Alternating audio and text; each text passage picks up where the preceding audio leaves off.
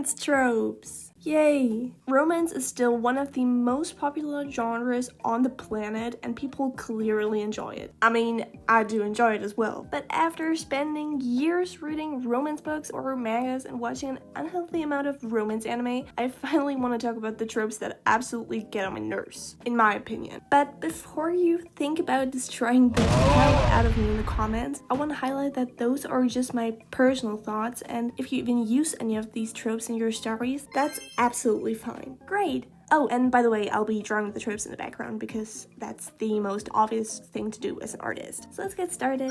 Okay, let's see. What's first on my list? The "who did this to you" trope. Okay, let me explain. I'm talking about a very specific type of this trope, and that is when we have this extremely protective alpha CEO mafia boss, billionaire, whatever title you want to give it, who drops lines like, "Touch her and you're dead."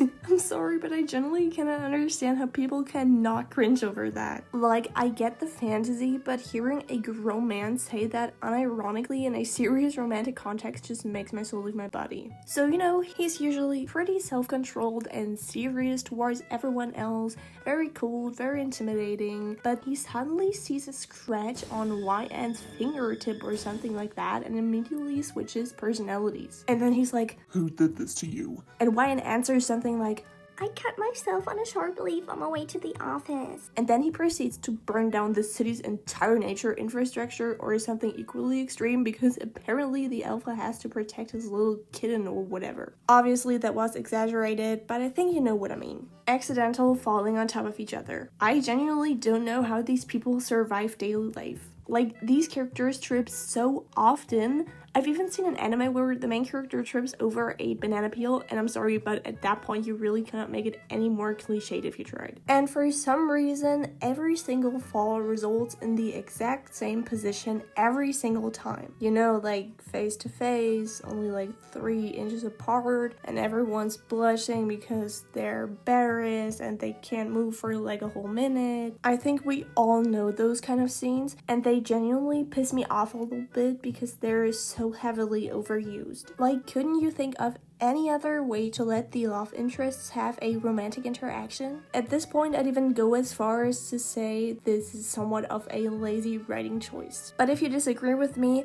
I genuinely love to hear your opinion about it in the comments. Okay, what else do we have? Alright, the everyone is in love with the main character problem. Let's imagine the protagonist enters a room and every single character in the story is immediately fighting over them. It's especially common in those animes where we have like this one random dude that has the looks and personality of plain rice with chicken. Like, there's nothing offensively wrong with him, but there's also absolutely nothing happening there. And somehow every girl, despite him being completely out of their league, develops a crush on him instantly. And I think I want to highlight here that I don't need protagonists to be charismatic. That is not the issue. But they need to be special in some way in order to make the situation at least feel understandable. Yet romance stories keep creating protagonists who are intentionally vague so everyone can project onto them to live their unrealistic fantasies.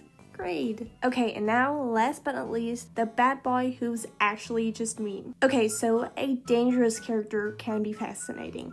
A villain can be fascinating.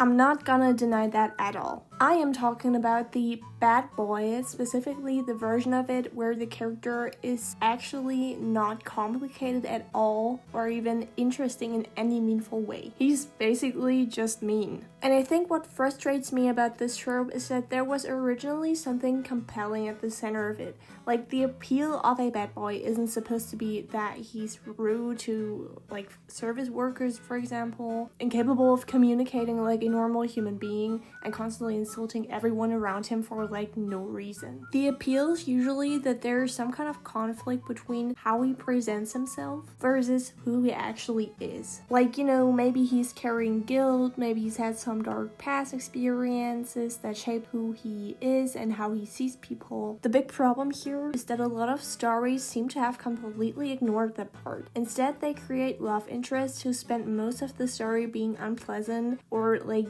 just rude, and then expect the audience to find that attractive just because the narrative keeps insisting that it is. And to make my point even clearer, people enjoy anti-heroes all the time. They enjoy villains, they enjoy characters who make terrible decisions. The difference is that those characters still have motivations, vulnerabilities that make them feel like actual human beings. And with this trope, I always end up asking myself what exactly the protagonist is seeing in the love interest besides the fact that he's conventionally attractive. Like, what makes spending time with him enjoyable? What makes a conversation with him interesting? If I met this guy at a party, would I actually want to continue talking to him after like 5 minutes? Oh, definitely not. And that's why I despise this trope so much. Oh, and I think we're finished already. Alright, that's it with the video. I really hope you liked it.